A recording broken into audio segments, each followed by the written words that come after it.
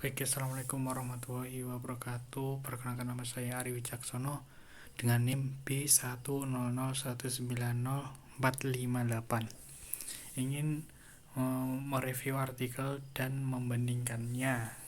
Yang pertama, judul artikelnya ialah LinkedIn Multi-Channel Customer Behavior with Shopping Motivates, an empirical investigation of a German retailer, dan cross-channel effect of omni-channel retailing marketing strategies, a review of extent data dividend research. Introduction.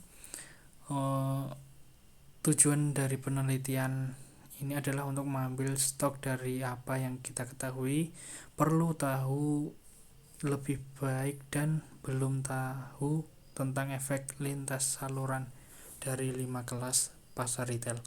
5 kelas pasar retail yaitu penambahan saluran online oleh pengecer offline, 2 penambahan atau pengurangan saluran offline oleh pengecer online, 3 penambahan saluran belanja seluler seperti situs web dan atau aplikasi oleh pengecer offline dan atau online.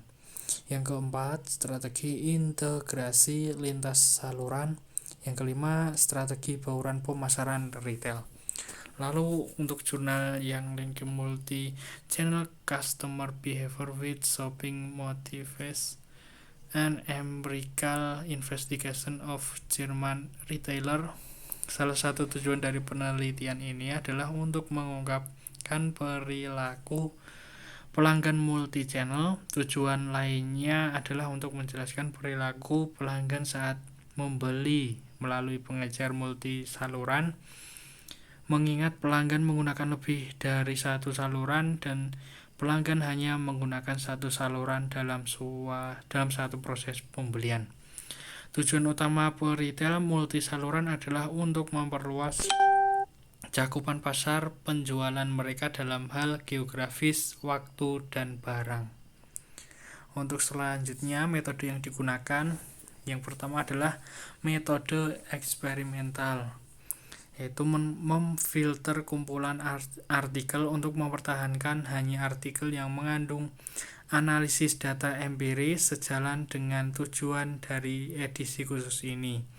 Lalu membatasi pencarian kami pada makalah yang memanfaatkan data objektif yang dikumpulkan melalui survei, pemindai, pengarsipan, atau metode eksperimental lapangan dan lab, dan melaporkan efek lintas saluran dari 5 rangkaian pemasaran retail yang dipilih strategi CB, BC, MC, CCI, and MM oleh pengecer individu. Artinya temuan dari studi yang menggunakan data kualitatif.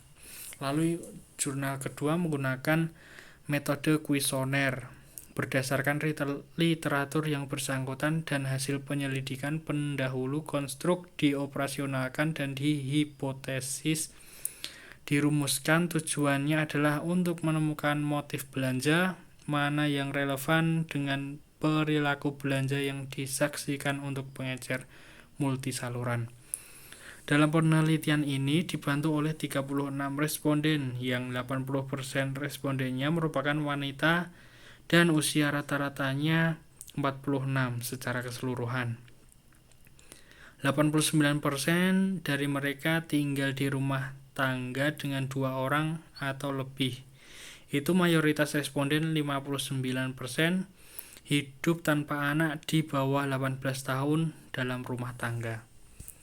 Lalu hasilnya untuk jurnal yang pertama adalah menambahkan saluran online transaksional ke saluran offline meningkatkan penjualan pengecer secara keseluruhan. Meskipun penjualan saluran offline dapat dikanibal sampai tingkat tertentu, namun menambahkan saluran offline oleh pengecer online akan meningkatkan penjualan saluran online serta penjualan pengecer secara keseluruhan. Demikian pula menambahkan saluran belanja seluler biasanya meningkatkan frekuensi dan jumlah pembelian pelanggan dan keseluruhan penjualan pengecer dapat jangka panjang. Strategi untuk integrasi lintas saluran yang lebih besar umumnya memiliki efek positif pada kinerja pengecer. Secara keseluruhan, secara iklan online memiliki efek positif pada pertimbangan dan penjualan saluran offline serta penjualan keseluruhan pengecer multisaluran. Wawasan atau temuan lain yang memerlukan studi lebih lanjut atau pertanyaan terbuka juga diidentifikasi. Untuk jurnal yang kedua, hasilnya adalah penelitian ini mengidentifikasi 5 motif belanja. Yang pertama, orientasi rekreasi, kedua, orientasi kenyamanan, ketiga, orientasi kemandirian, keempat, penghindaran risiko terkait pengiriman, dan yang terakhir, produk dan penghindaran risiko terkait pembayaran. Di sebagian besar saluran toko yang diperiksa dalam penelitian ini, toko rantai dan toko roti, pengguna saluran tunggal terutama mencari untuk kebutuhan emosional dan sosial. Pengguna saluran tinggal dari saluran non-toko, katalog, dan toko online mencari kenyamanan yang berjuang untuk kemandirian. Pengguna saluran yang memperoleh informasi mereka dari toko online dan kemudian melakukan pembelian di toko berantai, menggabungkan independensi informasi toko online dengan pengurangan risiko yang terkait dengan membeli produk di toko berantai. Temuan ini dapat digunakan untuk mengembangkan rekomendasi untuk mengelola saluran individu. Diskusi. Kesimpulan pertama dari penelitian ini adalah bahwa 5 motif belanja berbasis teori dapat ditetapkan: kenyamanan orientasi, orientasi rekreasi, orientasi kemandirian, penghindaran risiko terkait pengiriman dan produk, dan penghindaran risiko terkait pembayaran. Responden survei pilih tempat untuk melakukan pembelian berdasarkan mana saluran yang paling cocok untuk memuaskan motif mereka. Lalu yang kedua, berkaitan dengan pola perilaku, penelitian ini telah menunjukkan bahwa mayoritas pelanggan menggunakan yang sama saluran untuk informasi dan tujuan pembelian, baik dalam arena toko dan arena non-toko. Lalu yang ketiga, kami telah mendeteksi perbedaan yang signifikan antara motif belanja dan perilaku belanja.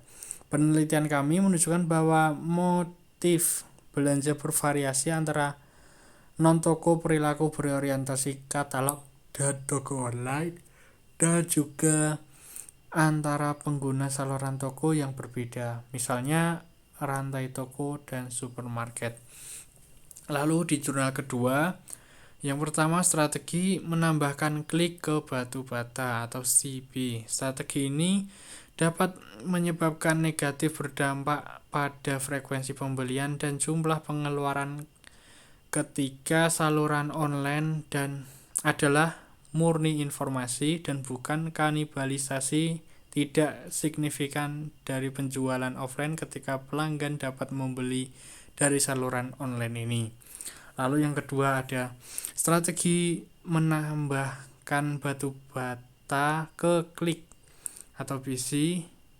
Tidak seperti menambahkan saluran online, menambahkan saluran B dan M memiliki efek yang saling melengkapi pada permintaan konsumen, saluran online yang ada, dan hasil perusahaan seperti akuisisi, pelanggan baru, dan penjualan.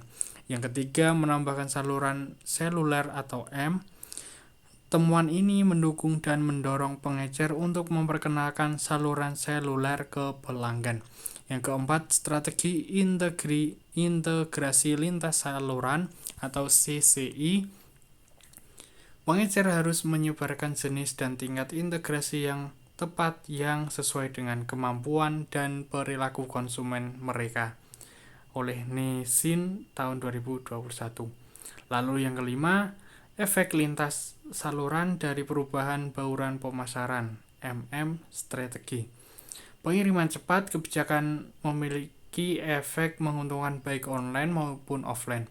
Penjualan sementara, perubahan periode kebijakan, pengembalian berkurang secara offline, penjualan dan keuntungan sambil meninggalkan penjualan dan pengambilan online tidak berpengaruh. Sekian presentasi dari saya, bila ada kekurangan mohon dimaafkan. Terima kasih. Wassalamualaikum warahmatullahi wabarakatuh.